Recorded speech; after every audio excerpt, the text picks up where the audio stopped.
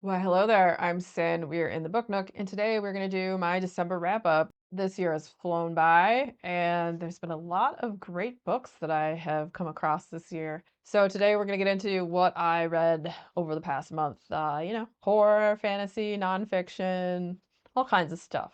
So the first one I got into was the second book in the Conjure series by Tracy Cross, and it's called The Gathering of Weapons.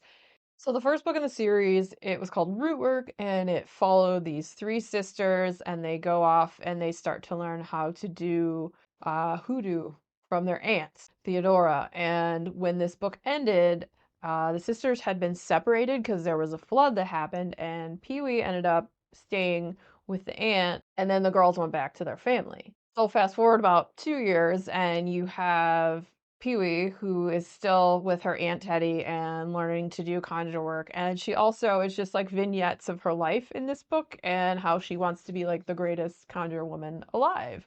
And she also comes into contact with other practices of magic. So she mainly focuses on like hoodoo, but now in this book she comes across some voodoo and then also I don't know if it was like Celtic magic. There was a witch that she comes across in this book, and was she Irish? I can't remember at this point in time. And you get more into the story, you get more into the backstory of Pee-wee, and when one wants to be the greatest of all, sometimes you get a little too big for your britches, and then life knocks you back down a peg or two, and gives you a little more wisdom as you grow into and come into your own. And it's so far it's a good series and I like it quite a bit. So looking forward to the next book in the series. This is going to be a trilogy. And I think that comes out maybe sometime next year, but I'm not sure. So don't quote me on that. All right, so after that, we read A Misfortune of Lake Monsters by Nicole Wolverton. And this book is about a lake monster. So there's this family, the Zigglers, they run Ziggler's Ferry, and this whole little town they live in,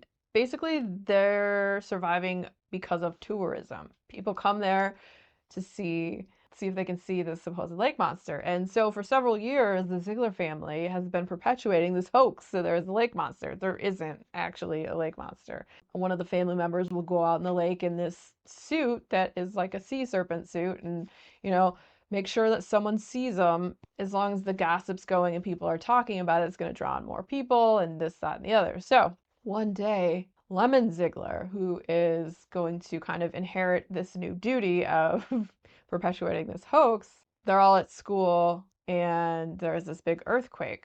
That happens. It was really weird.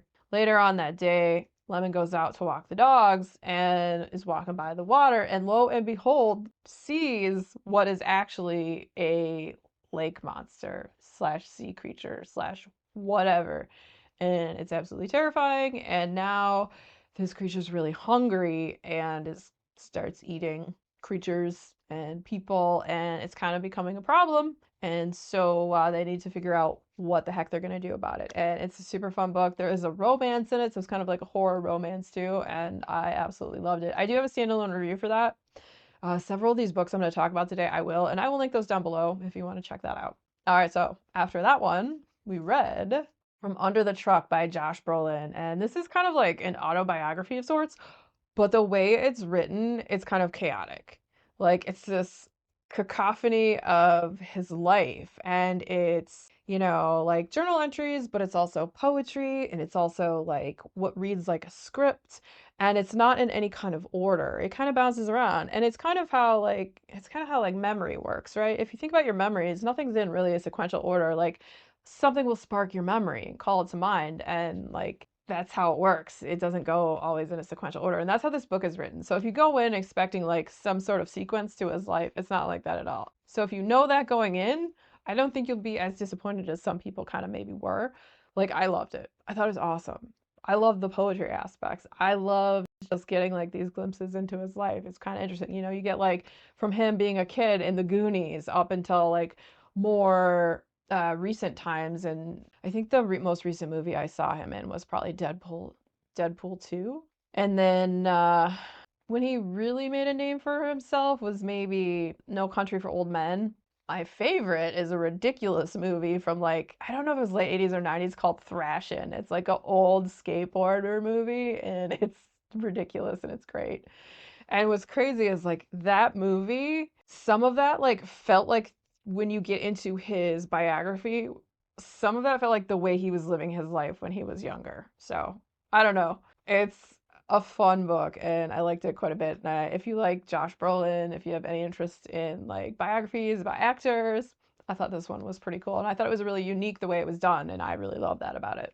So after that one, I read an awesome thriller called Eye of the Beholder by Emma Bamford. And this one, I had got it from the library twice, and I didn't remember the second time I picked it up. And then when I read the synopsis again, I was like, oh yeah, I had picked this up before, and for some reason I got distracted and didn't read it for who knows why, easy to get distracted by other books. I started reading it and it was like immediately addictive. Such a great thriller. I have a standalone review for that one too, so that'll be down below. But it follows this ghostwriter, and she goes to write the story of this woman who runs like she's a not quite a plastic surgeon. She does stuff more in like a natural way, like tweaks and different stuff that doesn't look as like, oh, this person went under the knife. You can tell, like, and she's so in demand, but she doesn't advertise. Like, it's all under the radar. It's all like word of mouth, and like she's just that good. And she wants her biography or memoir done by this ghostwriter. So the ghostwriter comes in and they meet. She goes to her property at this house that's in like Scotland. It's kind of secluded in this area. And so she meets up with her and starts talking to her. And the lady's like, yeah, I'm not going to be here, but we'll have interviews over Zoom or whatever, this, that, and the other. And then like the ghostwriter's like, well, why am I staying here then? And she's like, oh, well, I thought it'd be easier to not have any distractions for you, this, that, and the other. And she's like, okay, well, all right, And so, and then the lady tells her that she has a month to write it, and she's like, I don't even know if I can do this in a month's time. But then, she's gonna stay at this house and she's not gonna have all these other distractions. So she's like, okay, we'll knock it out, we'll do it, this, that, and the other. And so when they have their first like Zoom meeting, she's like, okay, the writer is like, I wanna just fill in some blanks. I was going over some of the notes from before, and we're missing a lot of things like want to find out where you grew up, your parents' names, date of birth. And the lady's like, I don't know why you need to know any of that. We don't need any of that for this.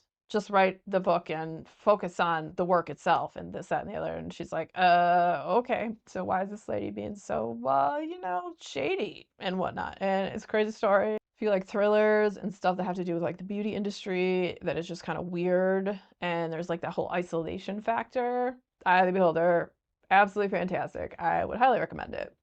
The next book that I read was by a fellow booktuber, and that is Attack on Sasquatch Valley. That is by Jason White, who is Jason of Jason's Weird Reads, and I will link his channel down below. And this book is 4 different short stories about Sasquatch, and they're all horror and they're super fun. I absolutely loved it. If you like cryptid horror, if you like Bigfoot, it's super well written. It's horror, but there's also like emotional moments in it as well. It is very visual and tangible, and just, it was a great time reading it. Would recommend. And I do have a standalone review for that as well. Next up after that, I read a collection of short stories that is called A Sunny Place for Shady People by Mariana Enriquez. There's a lot of like weird occult themes. There's ghosts. There's creepy demonic children, and it's just beautifully written, haunting and eerie, and an absolutely fantastic and weird, strange, and liminal collection of short stories. If you've read anything else by Mariana Enriquez, I would highly recommend it. And even if you haven't, this is a great place to start. It's awesome. All right, so after that, I read a super cute, cozy fantasy, and that is The Teller of Small Fortunes by Julie Leong. And this follows the fortune teller, Tao. She's just kind of traveling, and she goes around and she tells small fortunes, nothing big, nothing like, that's super like when you're gonna die or this, that, and the other. She'll tell you that your neighbor's gonna borrow your favorite frying pan and they're gonna dent it. And if you lose your cow, she could probably tell you where it might end up being, where you might be able to find it. Just like little stuff like that. And there's one day she is going through the forest to go to the next town, and across the road is this huge tree.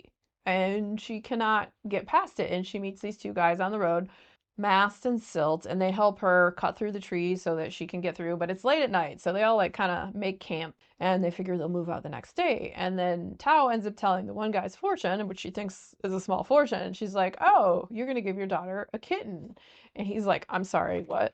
And then she finds out that his daughter was taken by raiders, and that's why they're out here. They're trying to track them down and to find his 6-year-old daughter who was taken. And so she told a much bigger fortune than she thought she had because she has the ability, but she doesn't want to use it because when she was younger, she told a very big fortune that basically like her mother blamed her for the death of her father and caused a big family rift. And she thought that her mom didn't want her around and didn't want her to be part of her family, so that's why she took off, and she doesn't want to go back there ever. But the Mages Guild is always looking for people with magic, so she's trying to stay under the radar to avoid them because the Mages Guild is where her mother is, where she remarried her stepfather, and she doesn't want to be drugged back to that and have to do anything with that. So it's cute, it's cozy, it's about found family, there's cat in it, and it's just a lovely, cute, cozy story, and I love little cozy fantasies. Okay, so after that one, I read Devils Kill Devils by Johnny Compton. And what's funny about this is I didn't realize it was a vampire book till halfway through. I thought it was about guardian angels and demons. I was comfortably lulled into thinking that that was what this book was about. And it turned out to be a vampire book, and an awesome vampire book. I think I have standalone reviews for like more than half of these books. I have a standalone review for this one too. So, Down in the Darkness, It Shall Be. Yeah, it follows the story of this woman who there's this whole cult led by this vampire lady, Sela, and she built like this whole prophecy around this woman about how she is supposed to marry this viscount, and then the kid they'd have would like be the savior of the world, this, that, and the other. But then she was planning it so like the woman who was going to have the kid was supposed to be murdered, but then the guy who was supposed to kill her, he got murdered instead, and so the prophecy is falling apart. And so then the person who like made up the prophecy, because they wanted to make it into like apocalyptic times so they could like rule the world and whatnot, this vampire lady, she sucks. So that doesn't happen. So she's like trying to think quickly on her feet to make the prophecy come back into her grips, but it just like spirals out of control and gets away from her. And it's a crazy story. I loved it. It is such a good, like, I thought it was a great spin on a vampire novel that wasn't, the same old, same old. So I thought it was pretty great. Would highly recommend. I had some really great reads this month, and that was definitely one of them. At the end of this video, I will tell you what my favorites were. Honestly, oh God, there's so many good ones this month. Okay, well, we'll tell you my top 3 at the end of this video. All right, so after that one, we read the 7th book in the Dark Tower series, which is its namesake, the Dark Tower, and finally, our protagonists get to the Dark Tower. What a journey it was. Holy bananas. If you haven't read the Dark Tower, I actually have a whole playlist of those videos, and I'm just gonna keep saying down below there will be more links to more videos of me yammering on about them. But the Dark Tower was awesome. I absolutely loved it. And at some point I'm gonna figure out like in what order I liked them. They're all so weird and strange, and it's such a crazy, epic journey that travels through time and space, and the characters like are such you have these like great attachments to these characters. Like this book, all the feels and emotions that happen. My favorite character ever is Oi the Bumbler. Oi is my favorite Stephen King character ever. Dark Tower is absolutely fantastic. There will be one more book I'm going to read in the series, which is The Wind in the Keyhole, which I believe is kind of like a prequel. I don't really know. So I do get to take another foray into there. And then since The Dark Tower 2 is also like the center of the Stephen King universe, there's a lot of other books that tie into it. So I'm going to go back and read like Salem's Lot because that had a huge, huge part in The Dark Tower. And that was one of the first Stephen King books I ever read. And I haven't read it in a million years. So we're going to go back and read that. And then I got The Stand.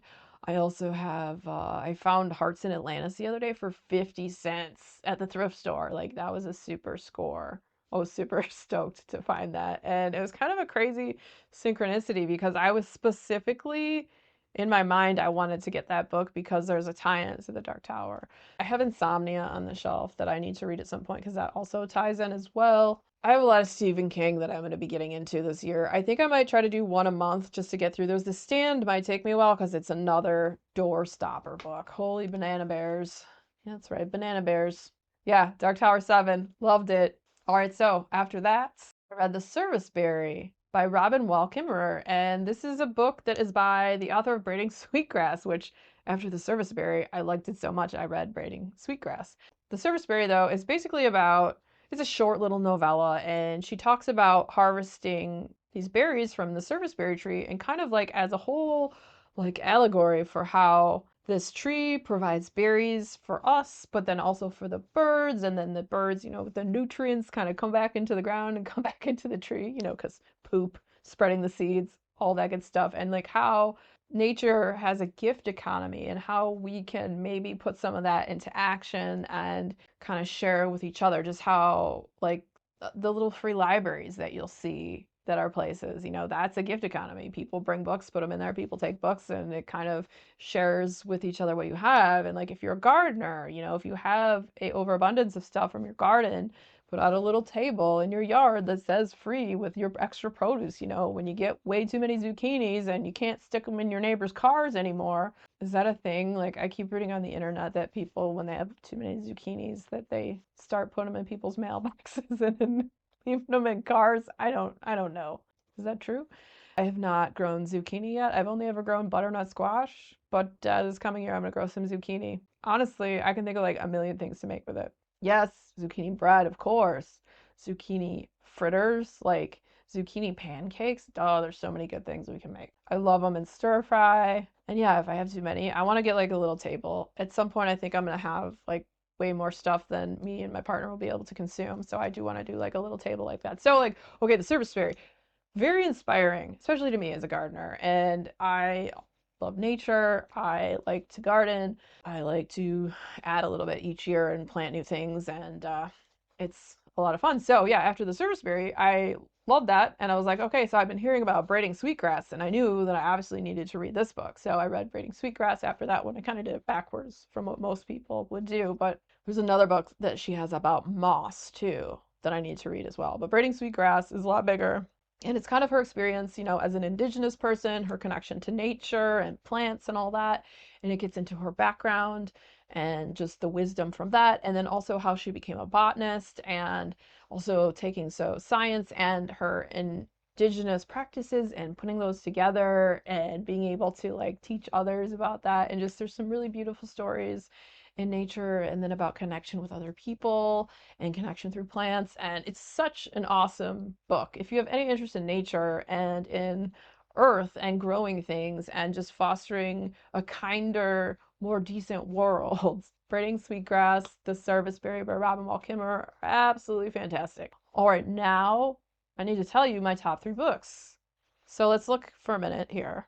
So my top three books were no particular order. So Braiding Sweetgrass, absolutely loved. If you like nature, if you like nonfiction, if you have any interest in plants and just, a kinder, more beautiful world, then Braiding Sweetgrass might just be for you. And then I adored A Sunny Place for Shady People by Mariana Enriquez. Just an amazing short story collection. Absolutely loved it. And then Devils Kill Devils by Johnny Compton. I love vampire stories. I'm such a sucker for vampire books. Like, if you tell me your book is about a vampire, I have a lot of books to read, but I will try to like get it in there.